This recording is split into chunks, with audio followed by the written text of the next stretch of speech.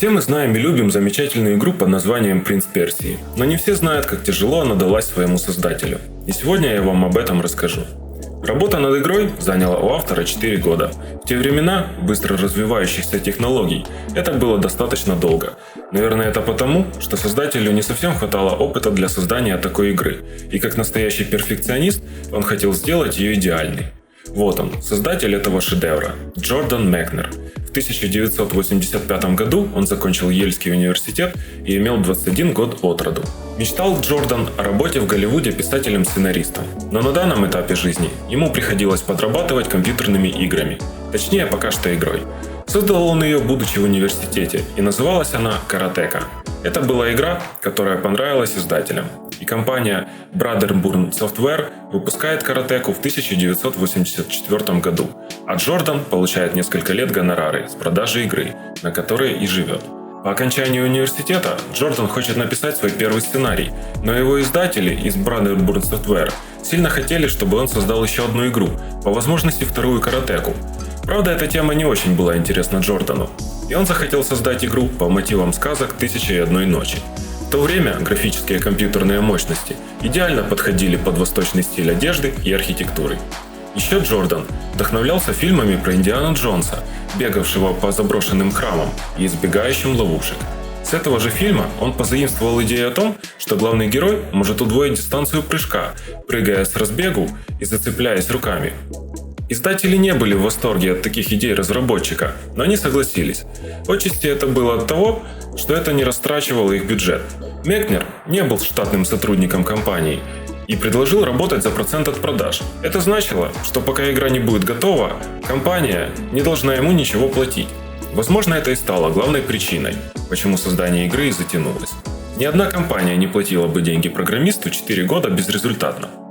Джордан же подошел к созданию игры основательно и решил, что его персонаж будет максимально реалистичным. Первым же делом он купил видеокамеру и заснял своего младшего брата, как тот бегает по парковке рядом с родительским домом. Дэвид не был хорошим акробатом, но зато он согласился работать за бесплатно, вспоминает об этом Джордан. Видеокамеры в то время тоже стоили недешево.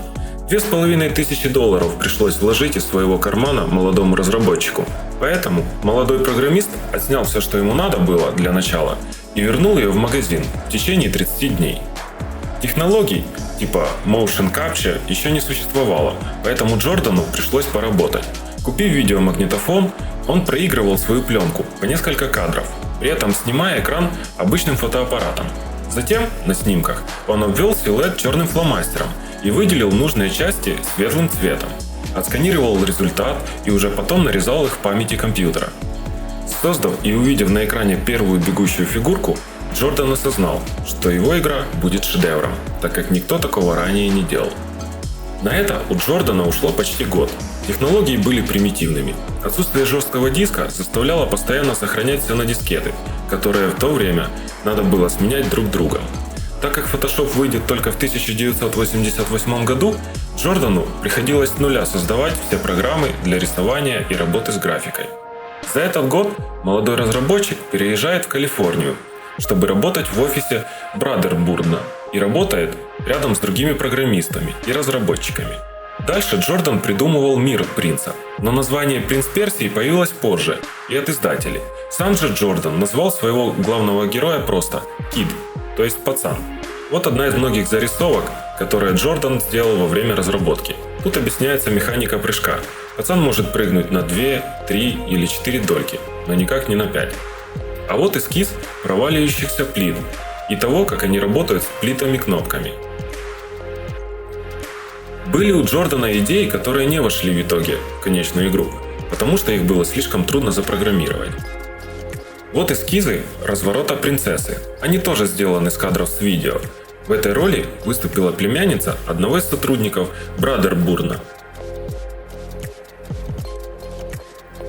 Вот еще одна сюжетная линия, которая так и не попала в игру. Мекнер построил специальную программу создания уровней для своей игры. Он хотел, чтобы люди сами могли строить подземелья, соревнуясь, кто окажется в этом хитрее. Мекнер рассказывал в своем интервью, что где-то в это время вся работа в офисе неожиданно остановилась. В компанию прислали игру из СССР с с предложением выпустить ее на американском рынке. Это был Tetris, и он понравился всем. Только программа была написана для PC, а у большинства работников офиса стояли компьютеры Apple II. Но это никого не останавливало, и один из программистов за пару дней переписал Tetris для Apple, и весь офис несколько недель только и делал, что играл в него. Хотя впоследствии выпускать игру Brotherboard отказался, решив, что никому, кроме программистов, заумный Tetris понравиться не может. В конце 1987 года Мекнеру позвонили из Голливуда. Там прочитали его сценарий и хотели поговорить. Быстро нашлись заинтересованные продюсеры и даже режиссер. В результате ничего так и не вышло, но создание игры было отложено на несколько месяцев. В 1988 Джордан решил закончить игру как можно скорее. Он писал ее под Apple II, систему, которая стремительно уходила в прошлое. Еще пару лет, и «Принц Персии» некому будет покупать. В том же году Джордан понимает, что его творение получается очень красивым, однако совсем не интересным. Ведь изначально «Принц» был задуман как пазл, в котором герой бегал по пустым подземельям, решая головоломки и избегая ловушек. Но у него не было врагов. Да-да, те прекрасные сражения на мечах, за которые мы в детстве любили эту игру, изначально не планировались автором. Зато с помощью своего создателя уровней он наклепал аж 50 штук. Представляете себе игру, состоящую из 50 уровней, но абсолютно лишенную противников. Мекнер понимает свою ошибку и решает радикально укоротить игру, а также добавить для своего принца противников. Это означало, что надо рисовать новых человечков. В Каратеке Мекнер для всех врагов использовал то же туловище, что и для главного героя, просто заменяя им головы. Но пацан был очень своеобразным персонажем, и не хотелось населять подземелья его двойниками. Хотя первый противник все же стал именно им. Мекнер придумал принцу двойника, отчасти потому, что мог использовать уже существующую графику. Один из сотрудников подсказал, что двойник должен выпрыгнуть из зеркала. Но как сделать охранников, с которыми будет сражаться главный герой? Игры уже были полны врагов, которые стреляли ракетами и прочими снарядами. Но настоящее сражение на мечах такого раньше никто не делал. Как я уже сказал, Мекнер был перфекционистом. Его принц, свешиваясь с потолка, слегка раскачивался. И надо было, чтобы сражения работали так же правдоподобно. Джордан нашел то, что ему требовалось в старом фильме «Приключения Робин Гуда» от 1938 года. В нем, ближе к концу, есть сцена, в которой герой сражается на мечах с главным злодеем. В ней Мекнер нашел 6-секундный отрывок, когда противники, снятые как раз с нужного ракурса, обменивались ударами. Обработав эти кадры, как и все предыдущие, и получил нужный результат, из которого потом вышли запоминающиеся и правдоподобные сражения. Кстати, парень в черной рубашке и белых штанах с палочкой вместо шпаги – сам Мекнер, вспоминающий свои школьные уроки фехтования. Последнее, что надо было сделать, это придумать, как будет выглядеть упаковка. Вот один из эскизов Мекнера. В роли принцессы он видел Дайан Лейн, а принц, до сих пор называемый пацаном, должен был походить на Киану Ривза. В 1988 эти звезды выглядели вот так. А это результат. С такой обложкой игра вышла наконец в 1989 году. Как видите, типажи актеров тут не очень угадываются. Уверен, большинство из вас никогда этой обложки не видели, так как игры мы в то время не покупали. Я тоже впервые увидел ее уже при подготовке этого материала. Для меня главная картинка принца всегда будет выглядеть вот так. Игру выпускают изначально на Apple II, который к тому времени уже почти сошел с рынка. Продажи были, мягко говоря, не очень.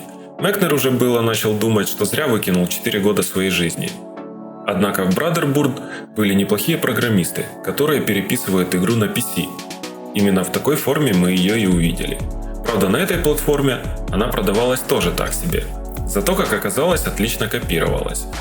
В итоге, настоящий коммерческий успех принца пришел от зарубежных продаж и версий, сделанных под игровые приставки.